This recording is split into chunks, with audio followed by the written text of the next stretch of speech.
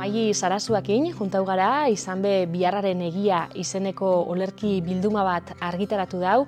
Aretxabaletara etorri da, bere aikia Aitor Sarasua bertsolarixan jaioterrira, eta gaurkoan berakin egoteko tartetxo bat hartu dugu. Kaixo, Maili?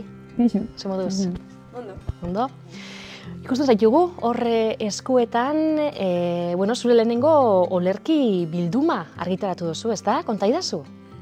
Bai, hori dira nire bizitzako momentu desberdinetan zirri borratzen joan naizen testuak, paper mutur batzutan edo kuaderno zarretan, eta gero bai izan nuela aurreko urtean pixka bat horiek biltzeko aitzakia, txukuntzeko ordenagailura pasa eta hautaketa hori egiteko, eta gero inguruan ere izan ditut lagundu nautenak edo bultzatu nautenak, xaxatu nautenak horretara, eta pixka bat hola ondu dugu liburua. Sentitzen dute ez dudala bakarrik egin bide hau, eta hola xebe.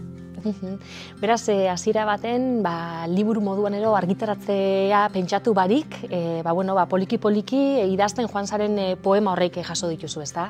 Bai, hori da. Igual bigarren buelta horretan ja pentsatzen nuenean, ordenatzen eta ari ginenean, izan dudala gehiago gogoan balizko irakurle bat egongo zela, eta agian hor batzutan aldatu izan ditut gauzak, edo poemaren bat kendu, edo baina hasiera batean niretzako idatzitako olerkiak izan dira. Ustot 3 zatikan banatu dozula, konta idazu, lehenengotik hasiko gara.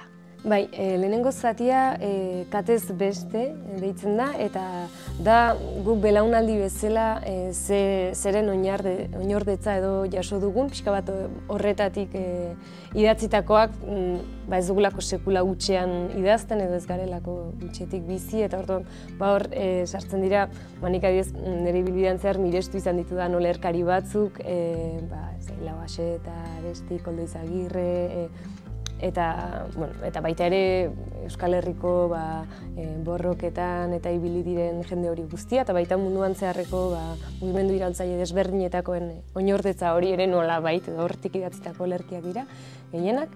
Bigarren zatia zulodun zapatak deitzen da, eta pixkatzen metafora gaur egun bizi garen gizarte honetan askotan nola sentitzen naiz edo baikara zulodun zapatekin ez eragiten digutelako hainbat gauzak eta aldatzeko dauzkagun gauza horietatik, baina pertsonalki igual gehiago idatzitako olerkiak dira bizipun pertsonalitatik. Eta azken zatia, goiza da orain, gehiago idatzita dago bide bat egin nahian biharrari begira edo, eta esperantza hortatik edo niri behintzat indarra ematen didaten momentuetatik idatzitako olerkiak. Politika gaixak erabili dituzu, ez dakit uste dut sartu dituzula etxe bizitza, gizarte berri baten bila, hainbat gai, ez da? Naiz eta zeuk esan duzu moduan ez, batzuk aspaldi idatzitako olerkixak izan, gaur egun onjokan puri-purian jarraitzen dauen gaixak dialako asko. Bai, askotan atera izan zaizkit testuak haserretik, injustiziak bizi eta hortik, eta gero egia da aukeraketa egiterakoan ere sentitzen nuela hori zela jendeari esan nahi niona edo askotan barne korapilo edo horiek ez dudalako hain interesgarritzat jo, eta pixka transmititu nahi nuelako indar hori mundu hau hobetzeko eginal horretan, askotan negatibo jarri gaitezkelako ez, daukagun lan handiaren aurrean, baina pixkat indar hori piztu nahian idazteari ikusten nion zentzua eta pixka bate hortik. Baten bat, komentatu ez da apur bat kutxuna badakotzula, konta idazu? Zaila da bat aukeratzea badauzkat desberdinak, baina bat izan zen adibidez idatzi nuena Kurdistanetik bueltan, eta azken aldian irakurri dudana palestinarrak gogoan ere badaudelako munduan zehar ikusten dugu hainbat gerra gaur egun eta han borrokatzen duen hainbat jende ere egoera hori pairatzen duen jendea, eta pixka bat egoera horri begira irakurtzen dut azken aldian, eta pixka mundu ikuspegi horretatik ere. Zaldibarko zabortegixan galduzian, behar ginen elkarrezketak edo sartu dituzula uste dut, ezta? Bai, momentu hortan asko hunkitu ginduen nik uste guztiak, eta bai, badaude, holako batzuk, izpio batzuk edo jasotzen dituenak, gertakari batena. Metaforatik idatziakoak batzuk, beste batzuk gordinauak, ez dakit apur bat zela definiuko zeke, apur bat ze estilo edo jorratu duzun Maili? Ez dakit ez ondo definitzen ikusten dut, argiak direla, ez direla bereziki zailak edo, uste dut hori dela, igual bertso inguruneetan hasi naizelako eta bertsotan ariketa delako, entzulegoari iritsiko zaion zerbait, oso polita den arren ez bada ulertzen, ez du ezertarako balio, eta orduan uste dut hori ere bilatu dudala ulerkietan, nahiko ulerterrezak edo direla esango nuke. Bertsogintza aipatu duzu, ez dakit momentu honetan, zeure bizitan zein puntutan dauen, izan be, esango dugu, hemen Gabonetan, Aretxabaletan be izan zara, Gabonetako bertso saioan, gaur egun bertzuak ze garrantzia dako zure bizitzan, nun kokatzen duzu gaur egun? Nik, betidanik asko gozatu izan dut bertsoarekin, bereziki lagun artean edo festa giroan, elkar zirika jolas horretan gozatzen dut gehien. Gero gozatu izan dut saio formalagoetan ere bai, baina horita gaur egun Gasteizen dago bizitzen eta sekulako suertea daukat, han ere badaukadalako inguru bat bertsotan aritzeko. Eta hori, saiatzen gara, astero elkartzen edo behintzat batzuetan, eta leku hori dauka. Ez dauzkat saio asko ere, baina nahiago dutola. Eta, gozatzen jarraitzen dut, baina ez daukat nire bizitzaren erdigunean. Eta zerako zure poesiek bertsotik? Izan behar uste dut, errimak, neurrixak, azkenian batzutan behintzat igarriko dala, ez? Nondik zatozen edo...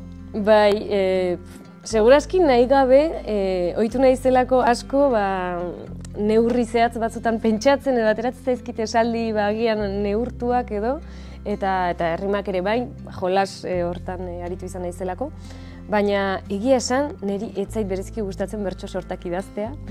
Askotan oso estu sentitzen naiz neurri horietan idazterakoan, behar izaten dute askatasun hori, eta hortan ez dira guztiz zurrunak ere neurri eta errima baina.